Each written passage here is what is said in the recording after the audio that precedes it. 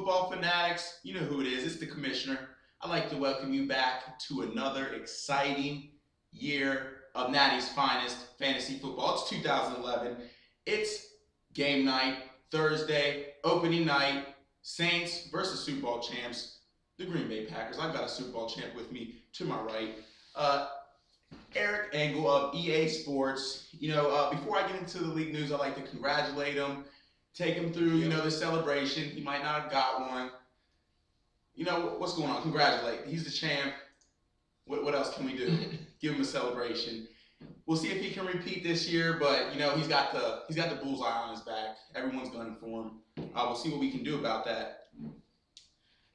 I wanted to ask you how you're doing, how your off season went, but I got sent a picture of exactly what you were doing in the off season. So before we get to the question, I'd like to get with that.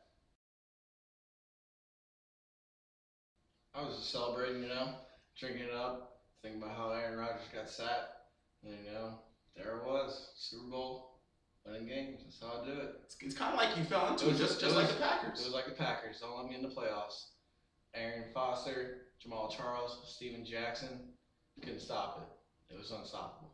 So you had a pretty good team last year. What about this year's team? How does this year's team compare to last year's? I'm reloaded. I got Jamal Charles again. He's a stud. You guys let him fall into the fourth round. I'm gonna ball out with him, or fourth pick, I should say. And I got Greg Jennings on the way back, but I'm not real sure what you guys are doing out there. I mean, Drew Brees, 6th pick overall. I think he's like the 4th quarterback overall, maybe. And then we got Reggie Wayne and Peyton Manning going back to back. That's hindsight right now, but I mean. Let's get into the teams a little bit later. But that is a very good point. I can't stress enough. Peyton and Reggie Wayne, that's just like a lost draft right there if you have both of them on your team. But we'll get to that later. We have a lot more to talk about. You don't have a double dip this year. You don't have Aaron. You don't have Schaub. Is that going to be a big threat for you? Did that win you a lot of games last year? I know it got you through the semifinals. Yeah, Golly knows all about that. Down with 55 points going into the Monday night game. That was pretty rough for him. I feel his pain. Other than that, I would love to have that combo back if I could, but I think it's going to be a lot different year for Aaron Foster considering he lost his fullback, who's now in Baltimore, where I think Ray Rice might ball out. Hey, you might want to take note of that. You just got mossed, I believe. You kind of took a page out of the EA Sports handbook drafting Matt Schaub and Aaron Foster. Does he have both? I'm not sure. I think he has both. I'm not sure. So you want to stay on the co-host with me for this time? Yeah. All right, let's do it. First, I'd like to get into the league rules for all you new teams out there. I know we have 2 new teams in the Natty's Finest this year. Of course, Chad Lee is no longer in it, and Team Kaiser is no longer in it. So we'd like to welcome the whole effing show, I think is the name, and the Rook. So here are the rules for you guys. It's a 12-team league if you guys didn't figure out from the draft. We have 15 roster spots. I know we kind of went back and forth between 15 to 16. The league was set. It was at 15. We could not change it back after the draft was input, so it's at 15. You have 9 starters. Running back, quarterback, running back / wide receiver, tight end, kicker, and defense. Scoring is traditional. However, there's a twist. You can score more points on big plays, and you can score more points for over 100 yards, over 200 yards, 300 yards, and so on. The divisions are set up into 2 different divisions, an East Coast and a West Coast division, depending on your pick. If you were an even 2, 4, 6, 8 in the draft, I believe you are on the East Coast side, and if you are an odd 1, 3, 5, 7, 9, 11, you are on the West Coast side. So that's how the divisions are split up. Free agencies are $2 a pickup. Any transaction you pick up, not a drop, any pickup is $2. There's no waivers. As I said, your first free agent pickup is on the commish, straight by me. And no waivers are the big thing. So if you want somebody, you're going to have to wake up pretty late. I know the backups, not the backups, but Team Conley last year, I forget what their name was, woke up at 4 and 5 o'clock in the morning. I saw him picking up some people at crazy times. So if you really need somebody, you better either stay up late or wake up really early. Trades, $5. Each trade will be $5. You have 2 days for the trade to go through, 1 day if you make it on a Friday. If a team or any team owners want to veto the trade, there needs to be 3 total vetoes out of the 12 teams. So only 3 teams need to veto it. And if that happens, the commission will think about it and we'll make a decision from there. So 3 teams need to veto a trade. Season is 13 weeks with 3 weeks of playoffs, so a total of 16-week season. And this year we're going to do something different for the teams that don't make it into the playoffs. That is 4 teams. There's 8 total teams in the playoffs. For those 4 teams, we will be having a consolation bracket, $25 per team.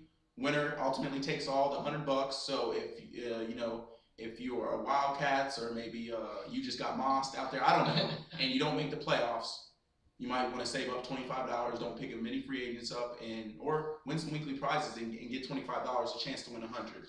Now let's get into the teams. We had a lot of big pickups this year. We even had a trade during the draft. I'll start with the West Coast. Team franchise. They did have the number 1 overall pick. Yes. They picked AP. No surprise. Overall, I have to give them a B- just because I think the trade made their team a little worse.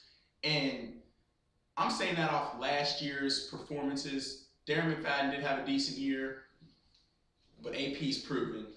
And you can even make the case that Rodgers is so much more ahead of Romo. If he stays healthy, I think they're more or less equals. Maybe Rodgers has a few more 300 games. I think that trade AP is a solid win right there for them boys. Even though you got the number 1 pick franchise, I still give your team a B-. The trade did drop you a little bit. You did get the best quarterback in the league. However, wasn't rated number 1 last year. But I think you still need some running backs. I think that's the key for your team. I think you got Cedric Benson as your number 1 and Darren McFadden as your number 1 running back. So yeah. Sketchy. So I know Darren is sharing carries and Cedric Benson's on a non-scoring offense. The whole effing show, Big Ben. I give you a B-, maybe a C+. You got some good running backs. You got Ray Rice in there, but your quarterback, man, you got D Nab as your starting quarterback. He didn't do anything last year. He's going to a new team, new offensive playbook. Really no wide receivers, nobody deep to throw it to. Beat twice. So I got to give you a B-. Even though you're the 3rd overall pick, you got a B-. I thought you could have done a lot better at quarterback. We'll see. The Rook, another new person to the team, Ryan Clements. Oh, man, it's like you only took running backs and tight ends. I see 2 wide receivers on your roster, 3 tight ends when you only play 1 per week. So 2 wide receivers. What are you going to do on the bye week? You better hope there is an excellent free agent out there. You're getting a C+, solid C+. Can't give you any higher than that. A lot of the producers here want to give you a C, but I bumped it up to a C+ just because you are a rookie. You did take Chris Johnson, mid first round. Could be a steal. You need some running back. We need some wide receivers. Bottom line. Backups. Oh no, backups. Yeah. They got big. He fell. Simple reason why I'm giving him a B. It has so much upside. He could seriously carry the whole team. He could carry the whole team back, every last one of them. But then again, he could get injured this 3rd week of the season and be out till week 7. You never know. I mean, if I were the owner of backups, I would seriously think about picking up Vince Young right after I see this video, right after I see this post. If I was the backups, I'd be like, he told me a good, little gold nugget. I'm about to pick him up right now. They have the same playing style. I don't think they'll dumb down the offense any for Vince Young, and he's a winner. I think he has a winning record right now, only like 8 or 9 losses in his pro career, so it's pretty good odds. That's if Vic gets hurt, worst case scenario. But overall, your team's a B. Gully. It makes me think of Gullah Gullah Island, but I don't know if you ever seen that. It's a throwback from Nickelodeon. Heard that man like some cheese. I went back and forth. C+, B- team. Your running backs don't really excite me, and your quarterback. Eli Manning. What did he have last year? 24 interceptions. I give him 1 week, and he's starting Freeman. You gotta start Freeman. I told him to draft Freeman. You have to start Freeman. I mean, I don't even know why you're not starting Freeman over Eli right now. I don't know. I wouldn't even draft Eli. They throw the ball a lot. That's it. Mario Manningham did have 3 straight 100-yard games in the season last year. I'll give him that. But Eli, he's going to have interceptions. He's going to hurt you. He's going to get at least -6 points a game, 2-3 interceptions. It's proven. He had 25 last year. That's almost 1.5 per game. Keeping it moving, you just got Moss. Not going to spend too much on this team, although they do have a double dip. They do have Schaub and Foster, what this man right next to me had last year. They also do have Gore. I looked at his team. I gave him a B minus, kind of a C plus, and more. It might be more like a B if everything falls in place, but solid B minus, C plus right now. Moving divisions, we'll go to the east side, starting off with this guy right next to me, EA Sports. Solid B, maybe B plus if his team produces. His quarterback does scare me. Big Ben. He did get a lot of weapons at wide receiver this year. They do throw the ball a lot. Maybe teams try to defend that this year. I don't know, but he does have a high upside. I only really see Charles. His wide receivers are a little, they're going to carry his team for the most part, but his running back and his quarterback is all I really see in his wide receivers. That's why I give him a B and B plus. Solid team. We'll see. Them boys, give him a solid B because of the trade. He had Rodgers with the overall 4th pick. Heard he's a Dallas Cowboys fan. Traded to get Romo. Has AP as well. The wide receivers in the transaction, I think, just washed. I don't think they're really a big deal, although Malcolm Floyd could be a big pickup for franchise. Pay attention to that. Yes. And he's got Romo and Felix, so it could be a double dip right there. Keeping it moving, Pimpinate, Breezy, C+. You took your boy Breeze. Really no running backs. You have a good wide receiver.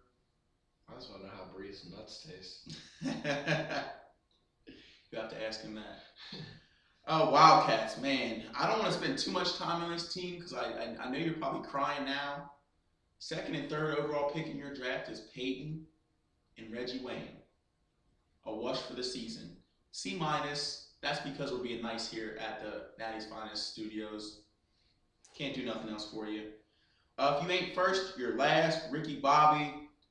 B minus, C plus. You have a solid quarterback. You have a good solid running back in Turner and Phil Rivers, of course. But, I don't see anybody after that. You have New England's defense, who, was 6th lowest, I think, defensive scoring team. So they held the 6th lowest points. But a lot of people are playing catch up to New England. So that's all they do is try to catch up to them because they score so much. They never really had a defense. So we'll see. The name of the game in fantasy football is turnovers, sacks, not really as many points as you allow. It's turnovers, sacks, many big plays you can make on defense, special teams. America's team, 12th overall pick in the draft, solid with Tom Brady and MJD. I'll give you a B minus, C plus. We'll see. That's all I can give you right now. Keeping it moving.